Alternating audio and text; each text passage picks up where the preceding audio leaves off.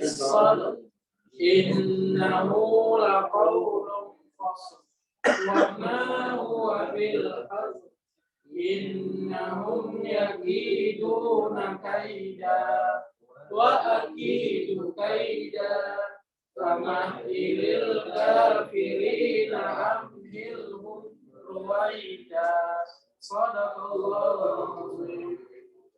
Oke, terima kasih kepada Bapak Ibu yang sudah membaca Ummul Fatihah serta surat Baqarah. Mudah-mudahan apa yang kita bacakan tadi sampailah di sisi Allah Subhanahu wa taala, kita semuanya mendapatkan rahmat dan kasih Allah Subhanahu wa taala. Untuk itu kami berikan kepada Ustaz Yundas Tiara CMST untuk menjadi pembicara yang di Jumat Berkah ini. Kepada Ustaz, waktu dan tempat kami persilakan.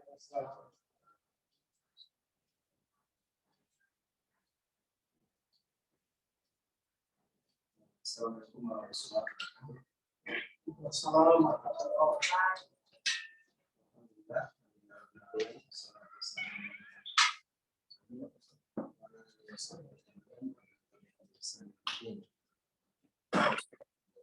Alhamdulillah, salatu wassalamu ala Rasulullah SAW wa ala alihi wasahbihi wa man tabi'ahum bi ihsan ila yaumil din. Pada siang ini atau sore ini kita bersyukur pada Allah Subhanahu wa taala diberikan oleh Allah Subhanahu wa taala kekuatan dan kesempatan kesehatan bagi kita bersama. Jadi dua nikmat yang besar yang sering kita tidak sadar, itu nikmat yang sangat luar biasa.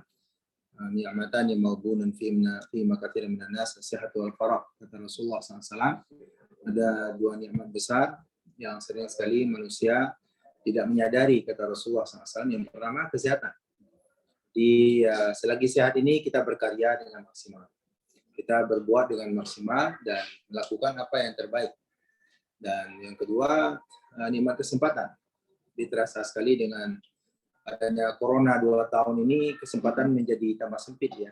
Dulu kita dengan mudah dari ujung dunia ke ujung dunia berpindah, berkunjung, melakukan aktivitas dengan leluasa. Tapi satu saja yang diambil oleh Allah, yaitu semuanya aroma kesehatan ya.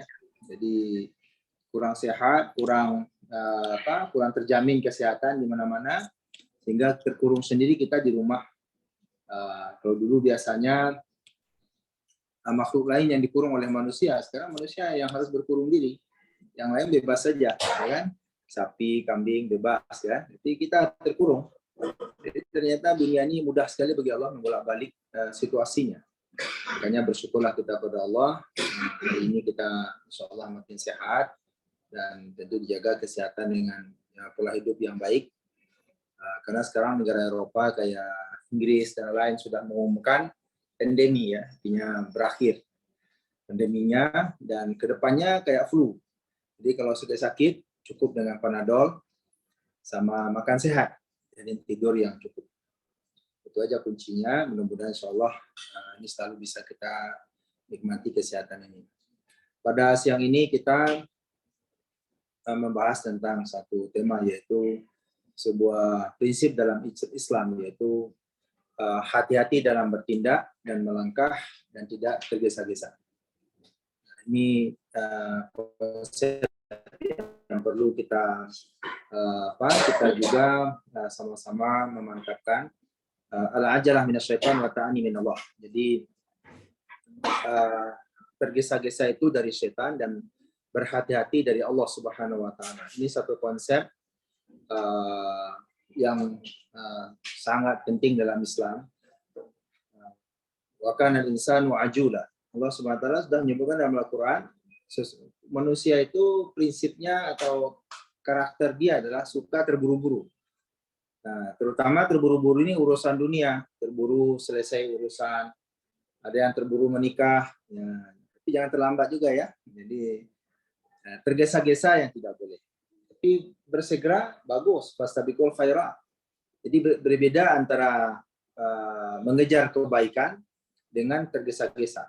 Jadi tergesa-gesa ini cenderung ceroboh. Jadi ini banyak sekali akibat yang fatal terjadi akibat terburu-buru ini.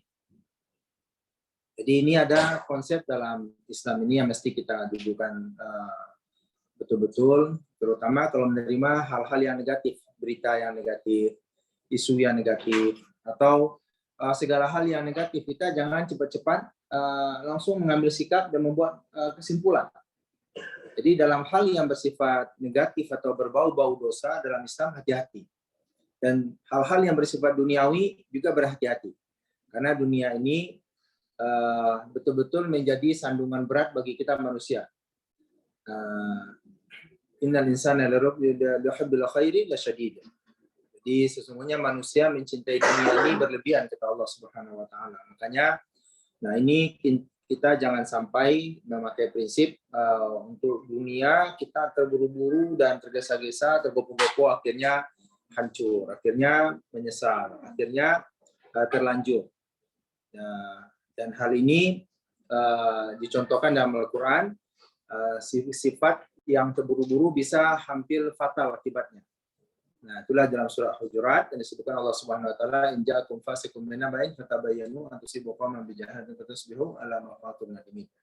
Jadi seorang kepala suku yang tertarik masuk Islam, kemudian dia akhirnya mengajak kaumnya masuk Islam, malah bersemangat sehingga menyampaikan, ya Rasulullah SAW, kaum saya nanti kalau sudah masuk Islam, kami kumpulkan zakat kami, tolong kirim utusan untuk mengumpulkan dan mengambil zakat dari kami. Nah, ternyata salah paham.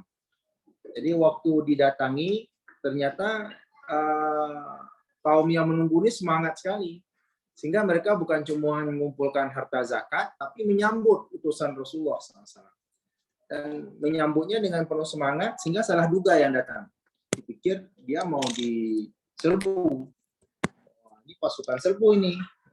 Sehingga cepat-cepat dia balik pulang ke Madinah, melapor sama Rasulullah SAW, saya mau dibunuh. Beritanya berbeda jauh.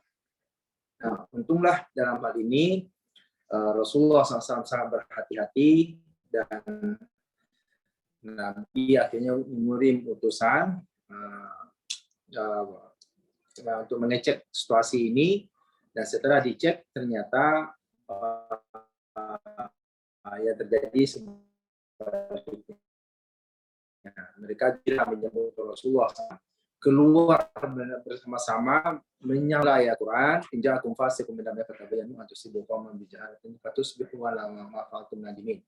Jadi jangan sampai itu buru-buru. Nah, ini sifat ini sangat mudah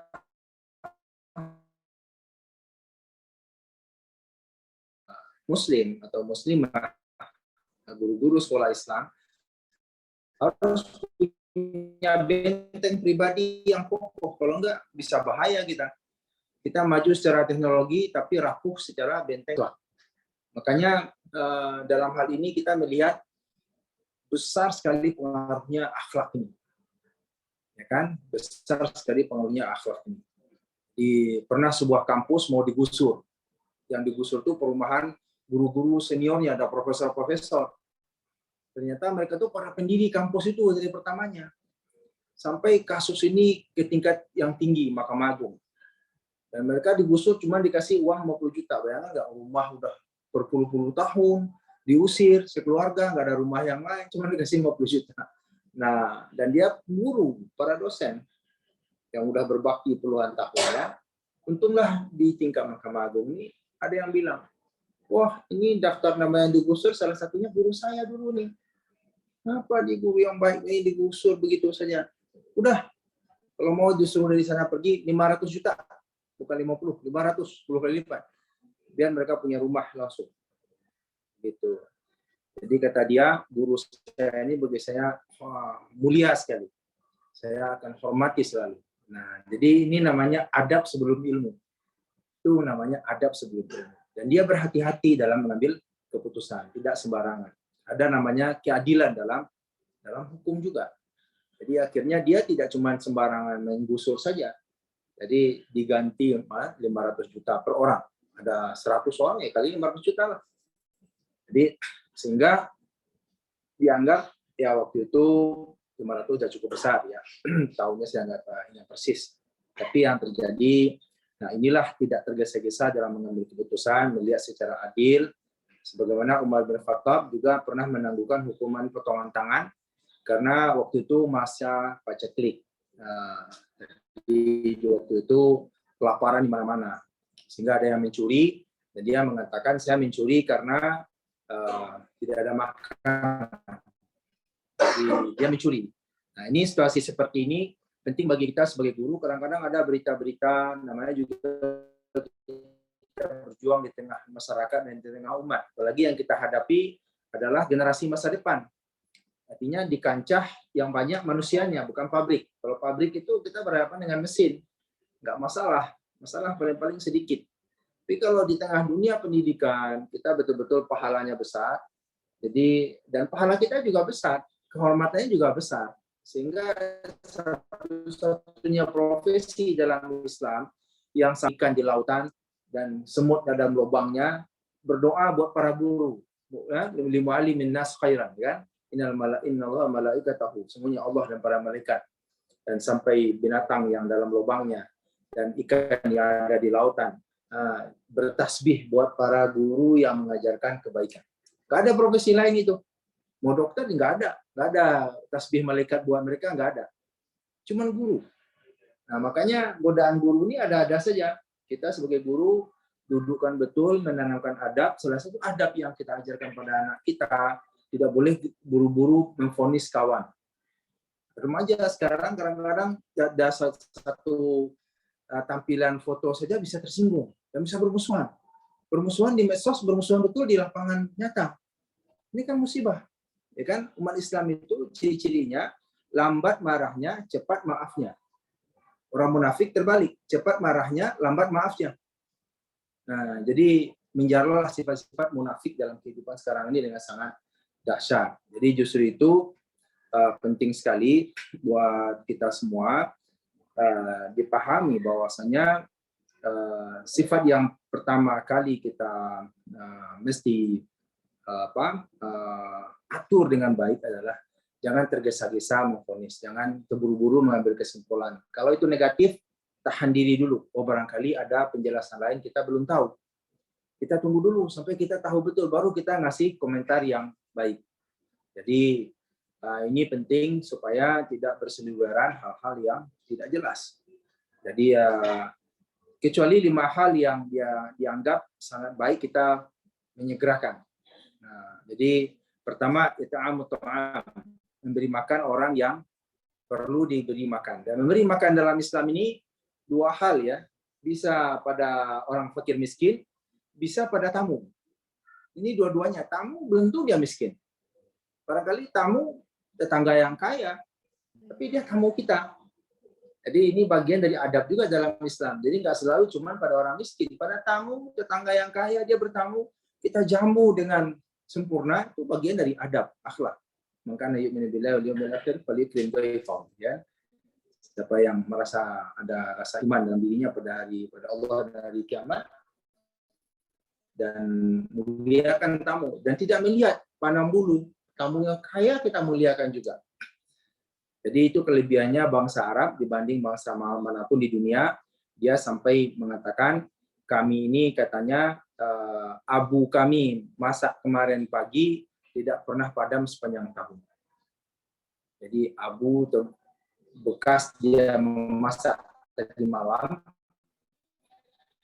itu belum mati api, belum lagi mati apinya, malam berikutnya nyambung lagi. Sepanjang tahun nggak berhenti tamu, selalu kita punya tamu seperti itu. Jadi jamu semua, dan jamunya nggak kecil-kecil, kadang-kadang menyembelih kambing, kadang-kadang onta itu bisa 50 juta satu ekor, bisa sampai 200 juta. Jadi ada onta-onta yang mahal sekali ya. Jadi kalau menjamu tamunya begitu bangsa Arab, sehingga ada yang terkenal namanya Adi bin Hatim At-Tai. Dia menjamu tamunya luar biasa. Jadi sampai suatu hari Raja Romawi tertarik menguji tingkat jamuan dia ini. Sehingga apa yang dilakukan oleh Adi bin Hatim At-Tai, Raja Romawi mengutus perwiranya dan dijamu oleh Adi bin Hatim, tapi sayangnya waktu malam datang itu nggak ada bahan-bahan itu jamuan. Jadi kambing nggak ada, sapi nggak ada, unta nggak ada. Akhirnya oleh dia sembelihlah kuda kesayangannya dia. Dan hari ini kuda kesayangan bisa 1 ekor itu 5 miliar harganya, bisa 10 miliar 1 ekor kuda itu. Kuda-kuda kelas dunia namanya kan. Nah, jadi kuda dia kelas dunia karena terkenalnya sampai ke timur dan ke barat, sampai ke raja-raja superpower zaman itu Romawi ya. Jadi akhirnya dia bilang sembelih sajalah unta itu, kuda itu. Jadi demi tamu yang datang malam itu. Dan setelah selesai makan malam, baru mereka ditanya apa tujuannya berangkat. Jadi tamunya menjawab, raja kami berkenan dengan kuda Anda. Kabarnya itu kuda yang sangat tersohor. Jadi berapapun harganya kami bayar. Mau 10 miliar dibayar.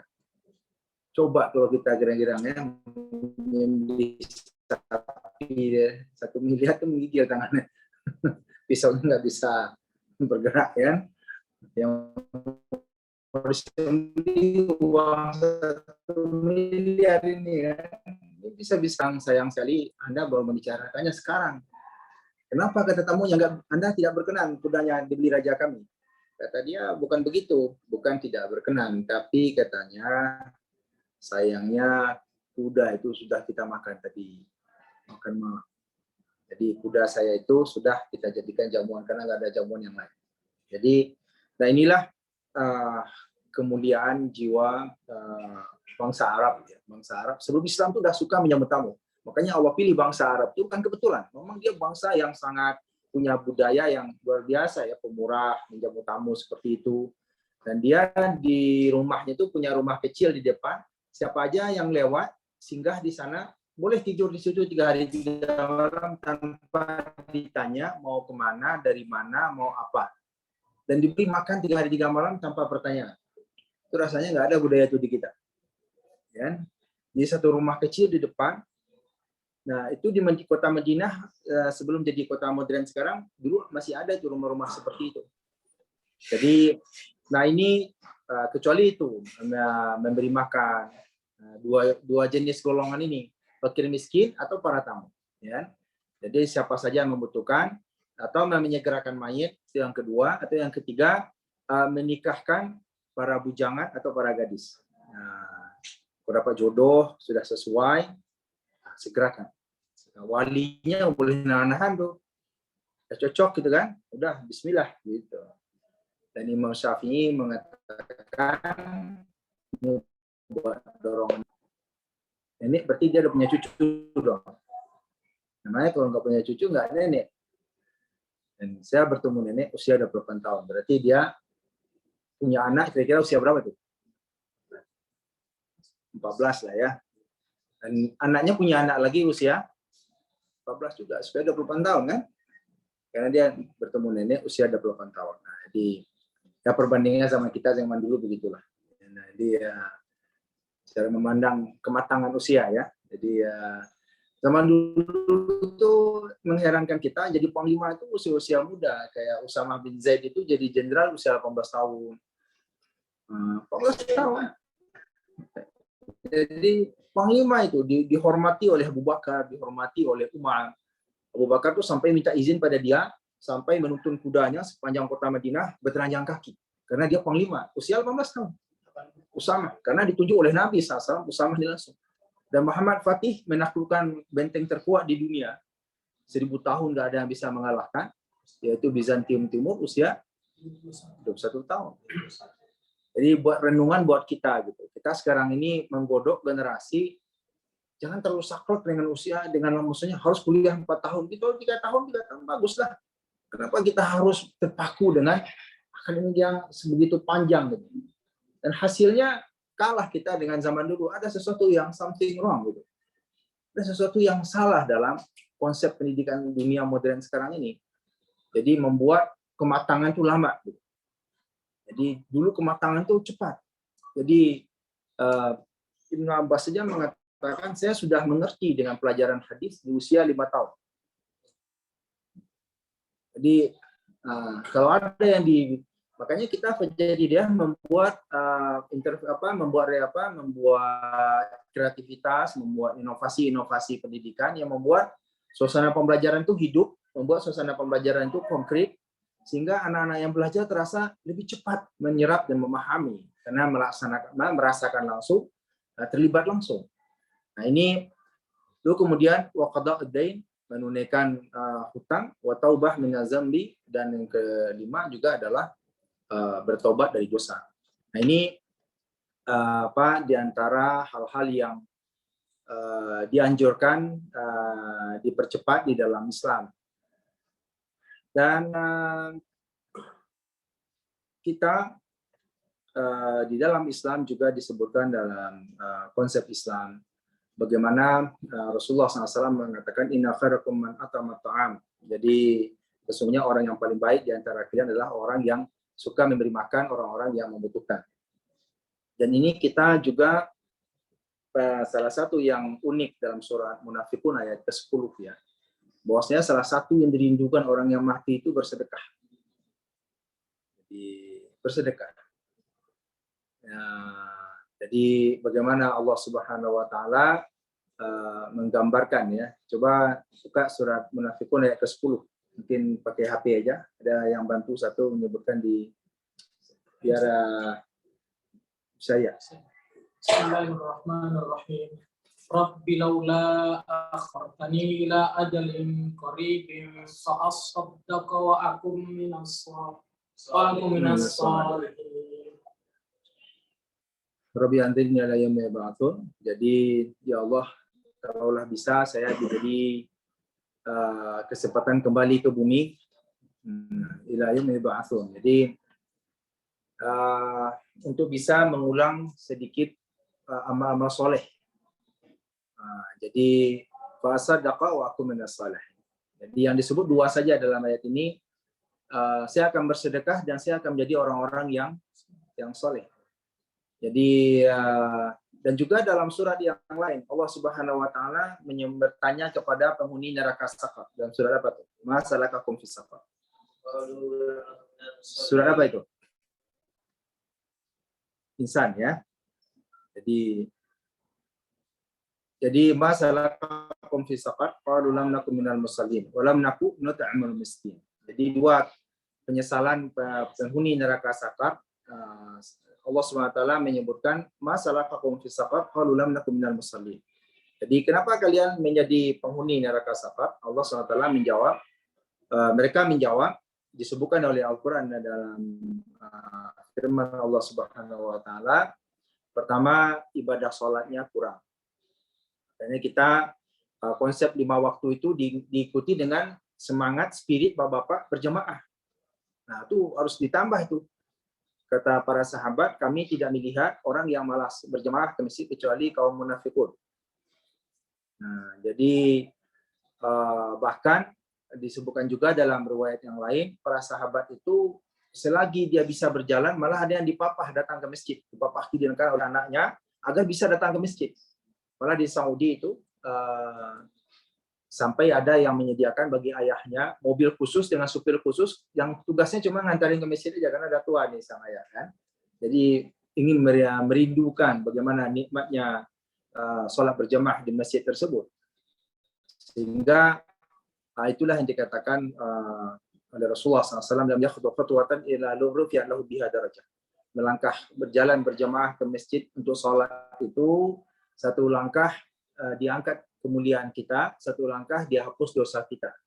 Sehingga ada seorang sahabat yang rumahnya jauh sekali dari masjid, itu ya kurang lebih 1 jam sebelum azan itulah, jauh sekali jalan kaki, dan dia waktu sakaratil maut dia mengucapkan kata istrinya, aduh kenapa tidak lebih jauh?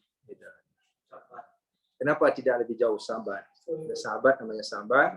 Jadi Rasulullah SAW bertanya bagaimana meninggalnya dia. Dia mengeluh 3 kali. Salah satu yang dikeluhkan adalah kenapa tidak lebih jauh. Jadi kenapa tidak lebih jauh? Maksudnya rumahnya udah jauh, ternyata pahalanya besar sekali. dan diperlihatkan Allah Subhanahu wa taala waktu sakaratul maut. Dan waktu itu dia menyesal kenapa rumahnya nggak lebih jauh lagi gitu. Tadinya sahabat ini minta pindah lebih dekat ke masjid. Jadi makanya itulah sebabnya datang disebutkan hadis lam yakhtu khutwatan illa rufi'an lahu biha darajah. Tidak ada satu langkah kita langkahkan ke masjid kecuali diangkat kemuliaannya satu derajat. Jadi dan dihapus satu dosanya oleh Allah Subhanahu wa taala. Makanya itulah keutamaan berjamaah di masjid tersebut. Dan ini suatu keuntungan besar ya dan kerugian bagi yang tidak menikmatinya. Dan yang kedua, setiap pergi ke masjid Allah siapkan jamuan di surga. Nah, bagi orang yang ke masjid, Allah siapkan jamuan di surga. Jadi maka perbanyaklah jamuan kita di surga tersebut. Jadi itu juga dan ada sebuah riwayat walaupun ini ulama menganggap ini hadisnya lemah, tapi sebagai dorongan amaliyah bagi kita, iza ra'aitumur rajula ya'tadu masjidan fashhadu lahu bil iman. Nah, bunyi riwayat itu, kalau kamu lihat ada orang yang membiasakan diri berkunjung berjamaah ke masjid, saksikan dia akan bertambah imannya. Dan ada di dalam sebuah riwayat disebutkan oleh sahabat pada Rasulullah SAW, Nabi kan SAW suka nanya sahabat-sahabat yang tidak hadir, yang nggak hadir ke masjid. Si Anu kemana? Si Fulan kemana? Sakit atau apa? Aku sakit, ayo dijenguk, gitu kan. Nah, jadi waktu disebut nama seseorang, yang lain nyeletuk. Ya Rasulullah SAW, kalau si Fulan itu munafik tuh. Nyeletuk. Kenapa dia munafik? Karena saya masih melihat dia memang mu'alaf lah istilah saya, jadi belum lama masuk Islam dan masih suka diam-diam minum. Orang Arab jahiliyah pemabuk kelas berat. Dia minum bukan pakai gelas kecil itu. Nah, bukan teko, bukan. Ya, itu nggak laku segitu, itu kecil bagi dia. minum wine segitu, wine yang kelas 1 itu, yang mabok satu menggeletar gitu. Nah, itu minumannya dia. Itu satu minuman itu satu guci. Guci setinggi ini, aduh. Bisa mandi kita pakai air guci itu. Itu minumannya segitu. Jadi satu guci itu minuman mereka. Jadi kebayang oleh kita pemabuk kelas mana mereka ini. Sehingga orang Arab jahiliyah itu mabuk itu betul-betul sesuatu yang nggak terpisahkan dari kehidupannya. Makanya Islamlah yang berhasil cuman membuat mereka berhenti mabuk. Karena dalam Islam para sahabat ini disebutkan luar biasa mereka ini beratnya dengan siklus budaya mabuk ini berpisahnya itu luar biasa. Jadi cuman Islam yang berhasil sampai mereka berpuisi, saya kalau udah meninggal dunia kuburkan dekat pohon anggur. Tahu mau ngapain ya? Karena kalau katanya kalau nggak bisa minum anggur lagi seperti di dunia, biar saya hisap saja akarnya dari bawah tanah. Dia pikir jadi mayat itu masih bisa ngisap anggur gitu kan.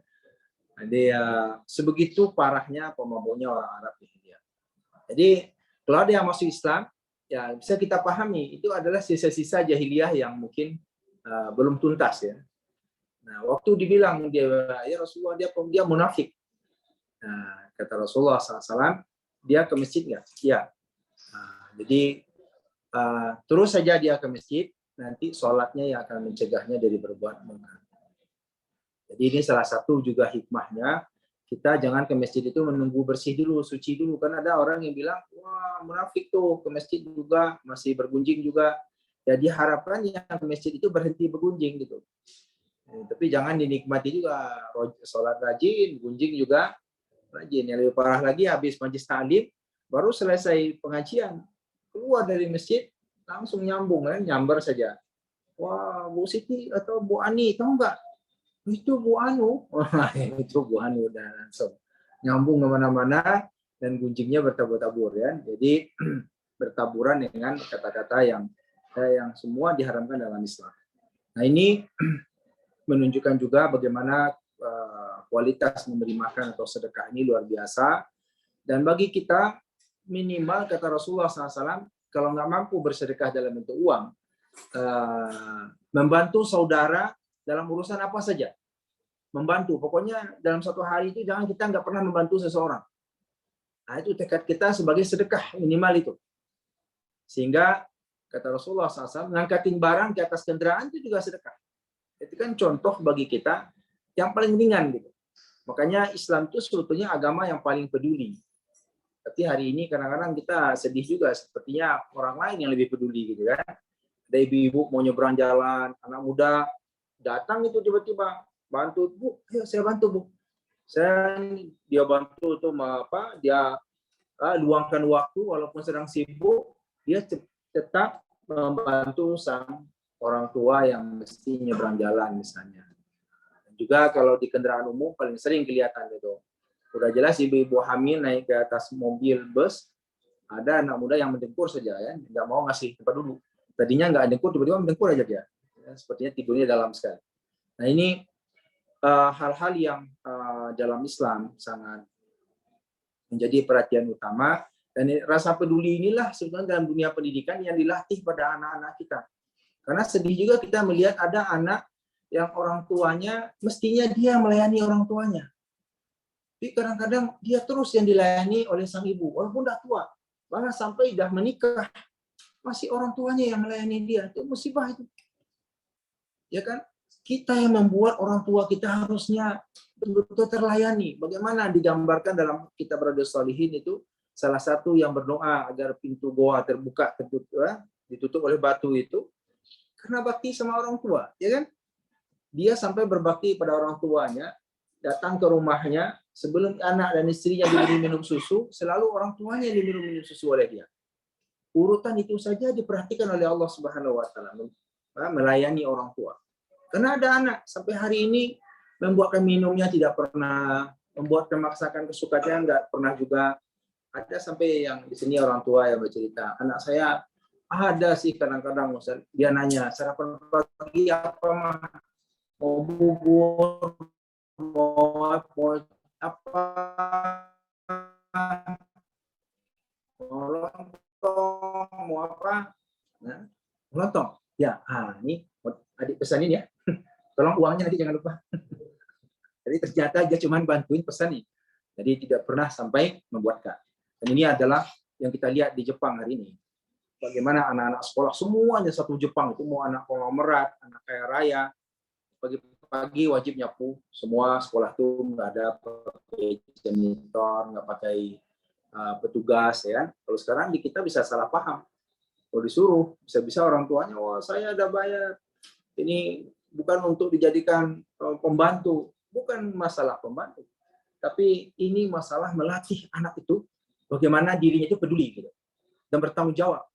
Nah ini yang salah kaprah, banyak orang tua yang salah kaprah. Anaknya sibuk main HP, ibunya ada masak di dapur, ibunya. Dan ini kebiasaan yang mesti kita cermati sebagai guru. Jadi kita peduli itu, caring itu, makanya kita juga kalau ada kegiatan bersih-bersih, kita bersama anak. Kita menunjukkan bagian daripada peduli dalam Islam adalah salah satunya tuhuru syatrul iman. Bersih itu ibadah loh. Kita ingin ibadah nih, ya. Makanya saya sedih sekali waktu terjadi perang Suriah. Suriah itu salah satu kota yang sangat bersih, kota tua dari ribuan tahun umurnya, bersih banget. Warung jus saja, warung kecil, jus, toko jus kan. Itu jam 10 malam tutup toko, yang punya toko itu dilap pakai sabun oleh dia warungnya, sampai ke jalan aspal di depan itu dicuci juga pakai sabun oleh dia. Dan nggak ada yang nyuruh. Dia aja pengen bersih. Nah, inilah yang kita lihat, betapa ini bagian dari Islam, tapi sepertinya sekarang orang lain yang sudah punya pembiasaan peduli ini. Nah, inilah kita sebagai guru, kita juga perlu betul-betul down to earth ya. Jadi membumi kita dalam dunia pendidikan ini. Kita sebagai contoh, tampilan kita juga sebagai guru juga mesti rapi, beda ya, dengan buka soblong, seleboran, ya itu silakan saja mereka menikmati pola sendiri. itu silakan. Tapi kita sebagai guru, sebagai contoh bagi murid-murid, ya mau tak mau kita harus tampil dengan kesopanan tersendiri, karena ini kita mendidik manusia, ya kan? Beda. Jadi kita justru itu kita perlu sekali menampilkan hal-hal yang pertama tentu nutup aurat, bersih, rapi, necis, dan asri juga kelihatannya suasananya. Jadi jangan sampai ruangan kita itu penataannya acak-acakan. Jadi bagaimanapun juga dalam perang pun Allah menyukai pasukan yang bersaf. Itu kan cerminan ya. Kalau dalam perang aja bersaf, apalagi dalam damai. Pasti dalam kehidupan yang tertata sangat disukai dalam Islam. Innallaha yuhibbul fi sabilihi saffan ka'annahum bunyanun marsus.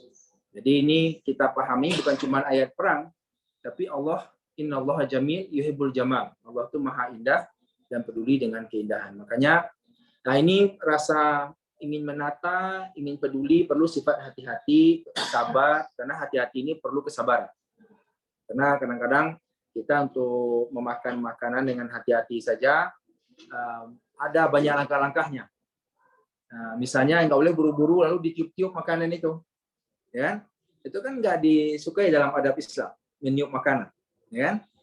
Jadi tidak boleh dalam Islam. Jadi kita harus sabar. Jadi itu namanya al-ajalah minas syaitan. Jadi tergesa-gesa, terburu nafsu itu dari syaitan. Jadi, nah ini kita mengerucutkan dalam ujung kajian ini. Semoga kita juga makin solid sebagai tim dalam tim yang mengajar di Fajar Hidayah, tim guru dan karyawan juga. Apapun berita negatif kita hati-hati. Kita lebih percaya kawan kita yang positifnya. Dan yang kedua, sifat orang mukmin dan munafik itu beda. Kata Rasulullah SAW, orang munafik suka mencari-cari kesalahan. Nah, jadi dan sukar memaafkan orang lain. Mukmin ia bertagi al-ma'adil. Jadi dalam riwayat itu dikatakan orang mukmin mencari pintu maaf. Oh, barangkali dia silap, barangkali dia khilaf, barangkali dia lupa, ya. Ada banyak hal-hal lain yang diberikan dalam lingkungan pola pikir kita, membuat kesalahan saudara kita itu kita carikan pintu maafnya gitu. Jadi, tapi kalau orang munafik mencecar terus, cari-cari terus sampai ketemu untuk kesalahan. Nah, itu terus yang diinjak-injak. Jadi, nah inilah yang penting bagi kita bagaimana berbeda jauh antara sikap orang mukmin dan orang munafik. Jadi justru itu penting sekali bagi kita untuk dididik generasi Islam. Ini penting sekali, sifat-sifat ini kita tularkan, cerminan daripada hati-hati tadi. Jadi pintu maaf pun kita siapkan, dan lebih banyak kita memunculkan sifat positif dari sang anak. Makanya bahasanya lebih banyak kita bisa mengatakan jangan berlari, tapi lebih baik, ayo silakan berjalan. Enakan mana? Ya, anak silakan berjalan. Nah, jadi Rasulullah waktu mengajar anak yang salah pakai tangan, dia pakai tangan kiri, Nabi menjelasnya gimana? Nah, kul biyaminik, silakan pakai tangan kanan Anda. Ayo anakku sayang, pakai tangan kanan. Wa bismillah. Harusnya kan jangan makan begitu aja tanpa bismillah. Saya bismillah dulu saya. Bismillah dulu. Silakan lah. Bismillah. Makanya kalau bahasa Inggris kan please. Please. Nah, jadi kadang-kadang nggak terima kasih kan, main comot aja. Oh, please say thank you, ya. Nah, say thank you. Nah, silakan terima kasih. Nah, sampaikan apa? Terima kasih. Nah, jadi ini bukan berarti kita nggak sama sekali boleh mengatakan jangan atau tidak. Ada waktu-waktunya kita mengatakan jangan, ya. Tapi jangan pula sepanjang hidup kita cuma jangan-jangan saja. Jadi tidak bisa merubah menjadi dorongan positif yang lain. Jadi perimbangannya penting. Nah ini perlu kehati-hatian juga. Jadi hati-hati ini banyak terjemahannya. Jadi kita sebagai guru, langkah hati-hati ini luas sebetulnya. Jadi nggak cuma dalam bentuk berhati-hati dalam skala yang kecil, tapi jauh sekali. Karena dalam hadis tadi Rasulullah SAW sangat hati-hati, karena dia memunculkan arahan yang positif yang lebih penting yang dimunculkan oleh Nabi SAW. Silakan baca Bismillah. Jadi itu silakan berjalan, ya kan? Silakan berjalan, silakan pakai tangan kanan, ya kan? Nah itulah mudah-mudahan kita menjadi tambahan masukan untuk membuat kita semakin istiqomah menjadi guru di sekolah Islam. Kita bukan cuma mendidik akademik atau intelektualitas daripada anak, tapi juga yang paling penting juga akhlak, keimanan, ibadah dan tauhidnya dia. Jadi ini juga bagian dari misi kita sebagai guru sekolah Islam, di samping intelektual, emosional, dan lain ya. Jadi itu saja karena sudah masuk asar ya, kita cukupkan dulu pada hari ini. Dan insya Allah untuk koordinasi Pak Rashid dari tiap pekan nanti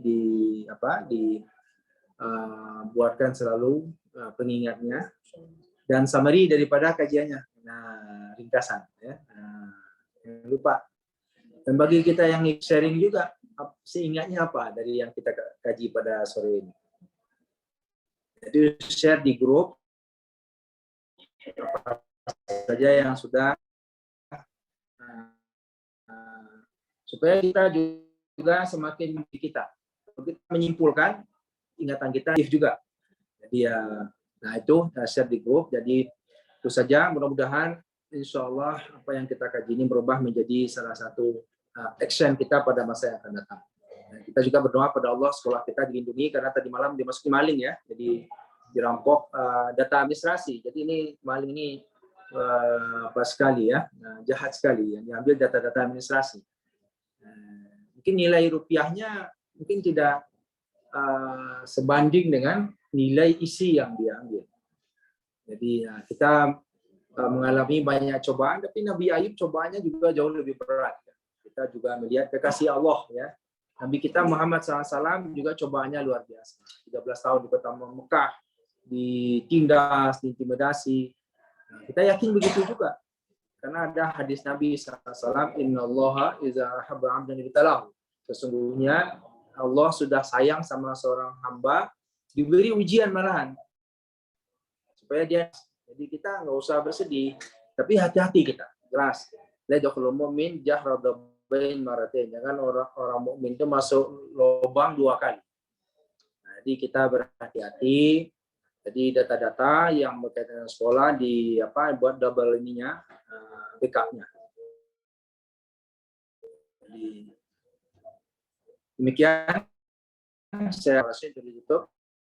Subhanakallahumma wa bihamdika asyhadu an la ilaha illa anta astaghfiruka wa atubu ilaik. Assalamualaikum warahmatullahi wabarakatuh. Terima kasih kepada Ustaz. Masalah fisabah pulang melaku dengan muslim itu insya Allah selalu berdasarkan sampai seterusnya. Jadi intinya adalah bahwasannya mari kita berhati-hati dan jangan tergesa-gesa, berhati-hati datangnya dari Allah, dan tergesa-gesa itu adalah datangnya dari syaitan. Mudah-mudahan pertemuan kita bacaan adalah alhamdulillahirabbil alamin. Sama-sama kita tutup dengan kafaratul majelis. Subhanakallahumma wa bihamdika asyhadu an la ilaha illa anta astaghfiruka wa atubu ilaik. Bapak Ibu yang dimuliakan oleh Allah, saya mohon maaf jika ada kata-kata saya yang salah, baik kesalahan saya yang terlihat maupun tidak terlihat, yang lalu maupun yang sekarang. Pada Allah saya mohon ampun. Wabillahi taufiq wal hidayah. Assalamualaikum warahmatullahi wabarakatuh.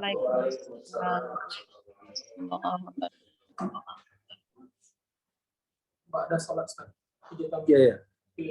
Iya, Pak Erin sama ini Pak Ismail ya. Pak Tur juga. Pak Tur ya. Yang keislaman aja. Habis sholat Pak Ismail ya.